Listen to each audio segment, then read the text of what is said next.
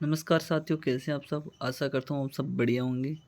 तो आपकी एग्ज़ाम है एकदम से पास में आ गई है और आप लोग सर्च कर रहे हैं मोस्ट इम्पोर्टेंट क्वेश्चंस और नोट्स। तो ये हमारे ऑर्गेनिक केमिस्ट्री के नोट्स हैं जो आपको नज़र आ रहे हैं। ये हमारी सेकंड यूनिट है, ठीक है। जैसे फर्स्ट यूनिट के हमने क्वेश्चन करवा दिए। आज मैंने सोचा कि क्यों ना आपको यूनिट सेकंड के जो इम्पोर्टेंट क्वेश्चन है वो भी बता दूं और हमारे नोट्स के डेमो हैं वो भी दिखा दूं। जिसको भी लेना चाहें तो वो ले सकते हैं। नोट्स लेने के लिए आप हमें संपर्क कर सकते हैं। हमारे जो व्हाट्सअप नंबर है 90 57 70 15 45।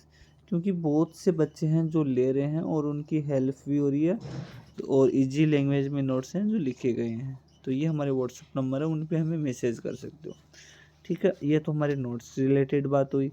अब आज में इम्पोर्टेंट क्वेश्चन है वो देखो, हर बार एग्जाम में पूछा जाता है। तो रिएक्शन मैकेनिज्म और स्ट्रक्चर रिएक्टिविटी से क्वेश्चन आया जिसका नाम है टाइप ऑफ रिएक्शन, कि भाई रिएक्शन कितने प्रकार की होती है। तो सबसे पहले जो रिएक्शन होती है दोस्तों वो होती है हमारी सिंपल रिएक्शन, जिसको हम एलिमेंट्री रिएक्शन के नाम से भी जानते हैं। ये जो रिएक्शन होती है ना, ये वन स्टेप के अंदर होती है और इसीलिए इसको सिंपल रिएक्शन कहते हैं। जैसे हमारा ये मेथिल आयोडाइड है और क्लोरीन के साथ में अभिक्रिया करी तो क्या बना आपको पता है। यहाँ पे क्या बन गया, हमारा मेथिल क्लोराइड बन चुका है, ठीक है, और आयोडीन बाढ़ चुकी है। तो ये एक ही स्टेप के अंदर अभिक्रिया हो गई थी, ठीक है। इससे रिलेटेड यहाँ से क्वेश्चन आ जाते हैं। एक होती है हमारी कॉम्प्लेक्स रिएक्शन, जो एक से अधिक स्टेप के अंदर ये संपन्न होती है और इनके एग्जाम्पल आप ये दिखा सकते हो, ठीक है। तो यहाँ पे पहले ये जोड़ेगा, उसके बाद यहाँ पे ये इसके ऊपर अटैक करेगा, फिर जाके ये प्रोडक्ट बनेगा। तो ये क्या है, दो स्टेप के अंदर ये संपन्न हुई है। इसकी मैकेनिज्म की बात करें तो स्टेप 1 में ये शो कर देना आपको, स्टेप सेकंड के अंदर ये बता देना। टाइप ऑफ रिएक्शन मैकेनिज्म, तो भाई यहाँ पे टाइप ऑफ रिएक्शन मैकेनिज्म की बात की जाए तो यहाँ पे 2 टाइप ऑफ रिएक्शन मैकेनिज्म होती है। सबसे पहले जो स्टेप होता है उसको हम बोलते हैं स्टेप वाइज, यानी जो होती है कितने बार के स्टेप वाइज मैकेनिज्म। तो स्टेप वाइज के अंदर क्या होता है कि वह रिएक्शन मैकेनिज्म जिसमें एक से अधिक है, कितना मतलब कि एक से अधिक बार या एक से अधिक स्टेप इन्वॉल्व होते हैं इसके अंदर। और रिएक्टेंट प्रोडक्ट का फॉर्मेशन करने से पहले क्या बनाते हैं, एक इंटरमीडिएट बनाते हैं। जैसे कि बात करें इंटरमीडिएट की बात कर ली तो यहाँ पे ये जो बना है ना, ये हमारा एक इंटरमीडिएट बना है, ठीक है। प्रोडक्ट से पहले ही यहाँ पे हमारा क्या बन जाता है, एक इंटरमीडिएट बन जाता है। तो स्टेप 1 में ये आपको शो कर देना है। उसके बाद में स्टेप सेकंड के अंदर क्या है, यहाँ पे ये इन्वॉल्व हुआ है। तो देख सकते हैं यहाँ पे इसके बाद में क्या है, इंटरमीडिएट फॉर्मेशन होता है। उसके बाद में आता है हमारा कॉन्स्टेंट मैकेनिज्म। तो वह रिएक्शन जिसमें क्या होते हैं, बॉन्ड ब्रेकिंग। बॉन्ड ब्रेकिंग का मतलब बॉन्ड टूट गया है यहाँ से, ठीक है। तो बॉन्ड ब्रेकिंग तथा बॉन्ड फॉर्मेशन एक साथ वन स्टेप में होता है। इसी रिएक्शन को हम मैकेनिज्म को कंस्टेंट रिएक्शन मैकेनिज्म कहेंगे। बोलो समझ में आ गई होगी बात, ठीक है। तो ये चीज़ें पहले क्यों बता रही हूँ, क्योंकि यहाँ पे ये चीज़ सीखनी पड़ेगी तभी आपको यहाँ पे पहले मैं ये बता दी है, ठीक है भाई। उसके बाद में देखो कि भाई हमारा रिएक्टेंट है, जैसा जो प्रोडक्ट है उसके बीच में ट्रांजिशन स्टेट, यानी उसकी जो संक्रमण अवस्था है उसका फॉर्मेशन हो जाता है। तो यहाँ पे आपको देख सकते हैं, यहाँ पे ये जो बॉन्ड है यहाँ पे क्या हो गए, यहाँ से सीधा बॉन्ड ब्रेक हुआ और यहाँ पे बॉन्ड है उसका फॉर्मेशन हुआ। तो ये जो बीच की अवस्था होती है ना उसको हम TS से बोलते हैं इसको, यानी ट्रांजिशन स्टेट उसको कहा जाता है दोस्तों। तो ये एग्जाम्पल सहित आपको बता देना है। उसके बाद में आपका यहाँ पे ये क्वेश्चन बन के आ जाता है। तो पहले वो चीज़ बताई और ये अपना इंपॉर्टेंट क्वेश्चन है। इनका नोट है जो नोट्स कर लेना एकदम अच्छी तरीके से। और अगर आपके पास कुछ भी मतलब टाइम ही नहीं बचा तो संपर्क करो, नोट्स लो और इम्पोर्टेंट क्वेश्चन पे काम करो और अच्छा स्कोर करो। अब देखो यहाँ पे भाई जो सभी केमिकल रिएक्शन होती है वो रिवर्सेबल होती है, ठीक है। जिसमें क्या होते हैं, डिफरेंट रेट से प्रोडक्ट तथा रिएक्टेंट एक दूसरे में क्या होते हैं, इन्वर्ट होते रहते हैं। कभी प्रोडक्ट में, कभी अपना रिएक्टेंट रिएक्टेंट प्रोडक्ट में। तो वो क्या होते हैं, आपस में क्या हो जाते हैं, एक दूसरे में चेंज होते रहते हैं, इंटर कन्वर्ट होते रहते हैं। जब रिएक्टेंट, मैंने क्या बोला, जब जब रिएक्टेंट तथा प्रोडक्ट की कंस्ट्रक्शन में कोई चेंज नहीं होता है, मतलब न तो कोई यहाँ पे हमारा रिएक्टेंट उससे प्रोडक्ट में, और इन दोनों में कोई चेंजेस नहीं है, उसकी सांद्रता में कोई चेंजेस नहीं आता है। तो हम कह सकते हैं कि रिएक्शन कौन सी अवस्था के अंदर है, इक्विलिब्रियम के अंदर है, यानी वापस उसमें जैसे आपने देखा होगा बर्फ़ पानी में, पानी बर्फ़ में, तो यहाँ पे ये दोनों के दोनों कौन सी अवस्था आती है, साम्य अवस्था बोलते हैं इसको, यूक्लिब्रियम अवस्था कह सकते हैं। अधिकांश रिएक्शन में जो यूक्लिब्रियम स्टेट है वो प्रोडक्ट साइड में होती है। तो जो अधिकांश बात करें कि भाई जो रिएक्शन होती है वो क्या करती है, यूक्लिब्रियम स्टेट में प्रोडक्ट साइड की, किसकी साइड से हो रही है, हमारी प्रोडक्ट की साइड से होती है, यानी ये रिएक्टेंट है और यहाँ पे ये प्रोडक्ट है। तो ये कहना चाहता है कि अधिकांश रिएक्शन होती है वो यूक्लिब्रियम स्टेट प्रोडक्ट साइड, यहाँ पे ये प्रोडक्ट हमारा उसके साइड में होती है। तो इसका इसलिए क्या बोला, जिसके कारण रिएक्शन को कम्प्लीटली मान लिया जाता है, यानी कंप्लीट मान लेते हैं कि भाई कंप्लीट हो चुका है। इस इक्विलिब्रियम स्टेट को हम कांस्टेंट रिएक्शन की एंथैल्पी, जो यानी इसकी एंथैल्पी के अंदर उसमें क्या परिवर्तन आया रिएक्शन की, तो उसको हम शो करेंगे एंथैल्पी को डेल एच से। और रिएक्शन की एंट्रोपी में क्या परिवर्तन देखने को मिलेगा, उसको हम बोलेंगे डेल एस।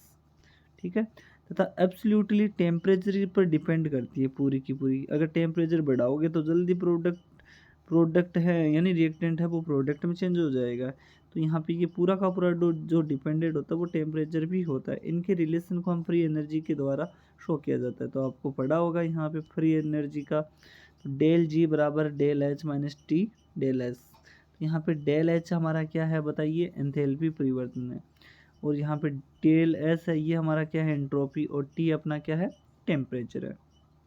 तो दे रखा है कि जब डेल जी की वैल्यू, क्या बोला मैंने, डेल जी की वैल्यू नेगेटिव होगी, अगर डेल जी की वैल्यू है वो अगर माइनस में जा रही है तभी रिएक्शन क्या हो जाएगी, फॉरवर्ड डायरेक्शन में प्रोसीड करेगी। इस बात का ध्यान रखना आप लोग। अगर नेगेटिव है तो रिएक्शन क्या हो जाएगी, फॉरवर्ड डायरेक्शन में ये क्या करेगी, प्रोसीड होने वाली है। अगर पॉजिटिव हो तो बैकवर्ड के अंदर, क्या पॉजिटिव हो तो क्या होगा, बैकवर्ड, नेगेटिव हो तो फॉरवर्ड डायरेक्शन के अंदर जाने वाली है। तो इस बात का आप लोग ध्यान रखेंगे, ठीक है भाई। उसके बाद में देखो, इक्विलिब्रियम कांस्टेंट तथा गिब्स फ्री एनर्जी को निम्न इक्वेशन के द्वारा हम शो कर सकते हैं।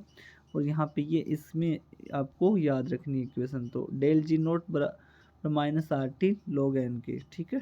तो ये रिएक्शन का हमारी यहाँ पे ये आ जाती है। तो ये हमारी क्या थी, थर्मोडाइनमिक रिक्वायरमेंट ऑफ रिएक्शन थी, ठीक है।